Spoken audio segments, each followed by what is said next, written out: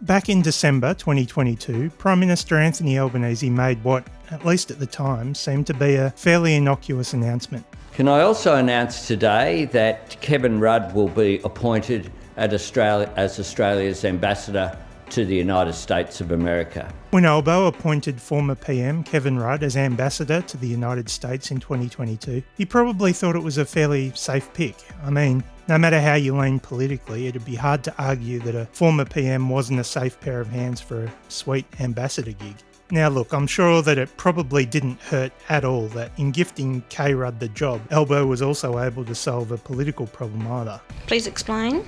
So you may remember that Rudd had been the very public face and chair of the Australians for a Murdoch Royal Commission group. Rudd had been leading the charge against the Murdoch media empire, officially launching an official petition. Today I'm officially launching an official petition calling for a royal commission into Rupert Murdoch's media empire. You see, the truth is Murdoch has become a cancer, an arrogant cancer on our democracy. You may even remember Kevin Rudd speaking at a Senate inquiry into media diversity, pushing for a royal commission. And to a degree he'd been successful. The respectful request of those who have signed this petition is for the Parliament to consider, and you as a committee to consider therefore, the establishment of a full royal commission with two heads of power. One, to examine the impact of media monopoly at present in Australia, including the Murdoch media monopoly, but also the emerging monopolies of Google and Facebook. And second, to make recommendations on how all these issues can be handled with a new legislative and regulatory framework for the future. As Prime Minister, I was still fearful of the Murdoch media beast.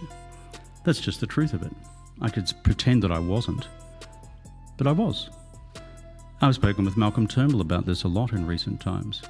Malcolm, in his period as Prime Minister, was fearful of the Murdoch media beast in terms of what it could do to us as political leaders in our own country, because of their capacity to not just determine the national agenda and conversation on a given day and a given week, fully deploying their heavy artillery of 70% of print ownership to do so, but then to go after you individually if in any way you rock the boat in terms of their core monopolistic interests, or the ideological projects which they are so wedded to, which is minimal tax, minimal regulation, and climate change science is a bunch of bunkum in their worldview. The majority report from that Senate inquiry recommended a judicial inquiry with the powers of a royal commission into media diversity, ownership and regulation. It was never going to have the support of the coalition, but it might surprise some to know that despite the majority report, which was supported by both Labor and Greens senators, and despite the recommendations within that report calling for a judicial inquiry, Labor leadership rejected the calls for a formal inquiry. I guess politically understandable given that there was an election on the horizon. But I think the icing on the cake was Michelle Rowland, who was Shadow Minister for Communications at the time, jumping on Sky News to pour cold water on any potential action. The Senate committee, the majority report, calls for a judicial inquiry with Royal Commission powers into News Corp and other private media. Firstly, does Labor support such a move? Kieran, this is not Labor Party policy, and with all due respect to the Senate, it performs its functions and undertakes its inquiries and makes its recommendations as it sees fit. You rule out a judicial inquiry or Royal Commission if Labor wins? I can rule that out right now. Fair to say Kevin 07 wasn't all that impressed. Labor's communications spokesperson Michelle Rowland says it's not Labor policy to establish an inquiry. Are you surprised by that? Well, not really, because, Patricia, I've been a member of the Labor Party for 40 years this year. That's why I've grown a beard in honour of this fact. And as a result, I've seen a few policy debates come and go. Michelle Rowland is currently the spokesman. Look, we're just this side of an election. She sits in a marginal seat.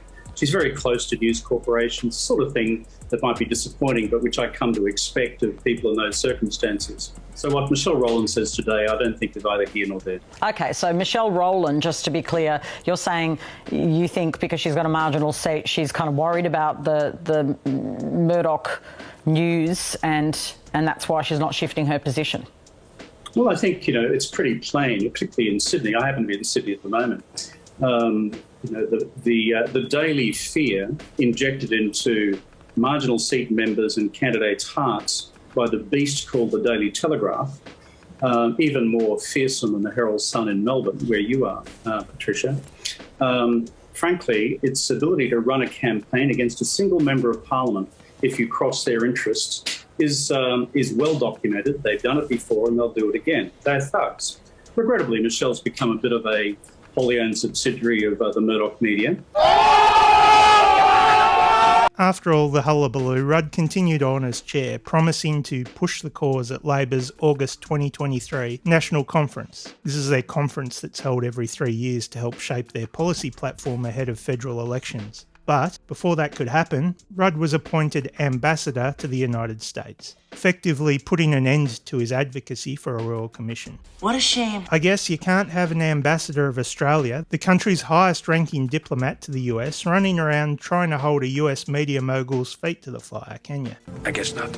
And you can't exactly have Australia's ambassador to the US running around criticising Labor ministers for being slaves to the Murdoch machine. Regrettably, Michelle's become a bit of a wholly owned subsidiary of the Murdoch media. Handing Rudd the plumbest of plum jobs early in Labor's first term could certainly be seen as a way to remove a potential thorn from the government's side. Anyway, Rudd quit as chairman and handed over the reins to Malcolm Turnbull. That alone was probably enough to kill off any hope of the issue being picked up as part of Labor's policy platform.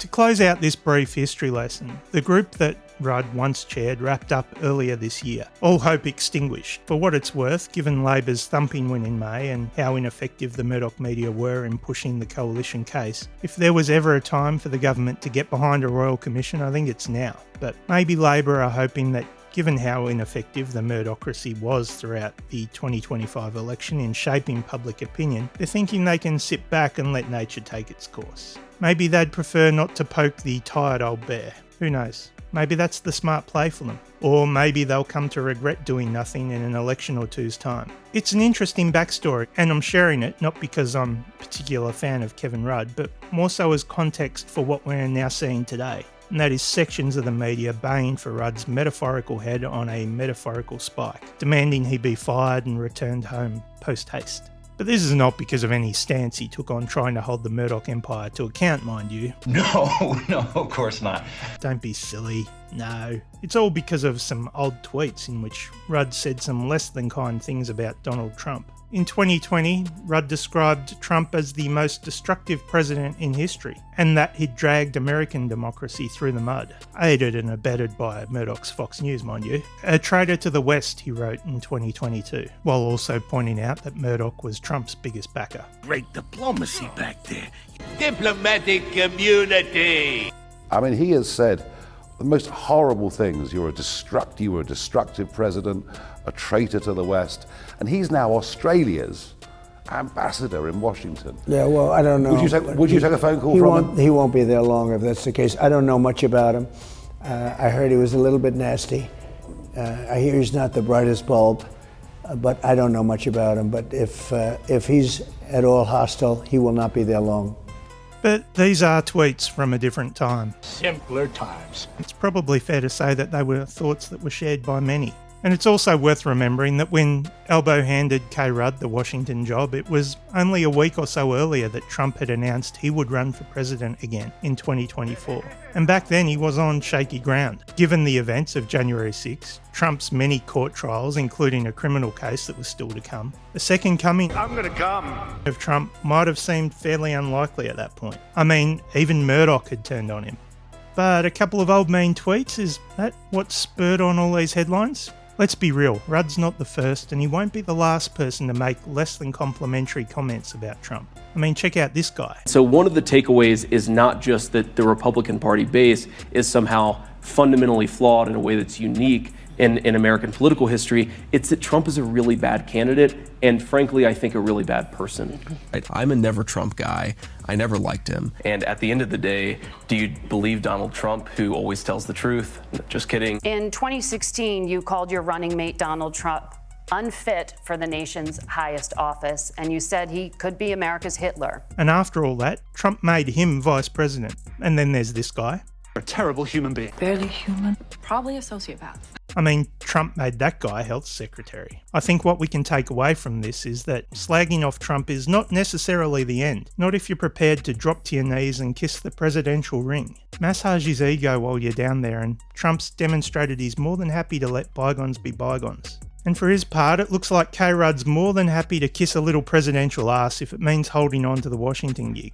So while the Murdochracy does its level best to make this about Rudd and a couple of historical tweets, he had previously referred to the incoming president as a village idiot, that he'd also at another time called him a traitor to the West. I think this is more to do with the stand Rudd took against the Murdoch empire, which unironically goes towards proving the point he was making years ago. While some old tweets in and of themselves would probably have been something someone else could have overcome with a little additional ass kissing, given this is Kevin Rudd and his history with the Murdoch media, I'm not sure I can see the Murdochracy letting up on this until they get their scalp. While it may not have been a huge issue initially, they're certainly doing everything they can to make it one. Donald Trump needs to find an Australian that he likes, or Australia needs to find an Australian that Donald Trump likes and let that person take point, because so much with Donald Trump is personal relationships. So do you think this is personal? He simply doesn't know Anthony Albanese, or he doesn't like him? I think he doesn't like the current ambassador, and that's one of the biggest issues. Really? Wow. And yeah, while it may have all the hallmarks of a square-up, you have to start asking the question, what's the right thing to do here? Should Rudd step aside? I mean, given his views, should he have stepped aside last November when Trump won his second term? Should Albo step in and remove him? I mean, that might make Murdoch and some in the Trump administration happy, but may put a bit of a dent in Albo's popularity back home if he's seen as too subservient to the US. I mean, should Rudd and Albo just continue to try and ride it out? The answer to all that is, I don't know. What do you think? The one thing I do know is that I don't think I should be planning on any travel to the US anytime soon. So, you may as well check out this meme while I'm here. He's a cutie.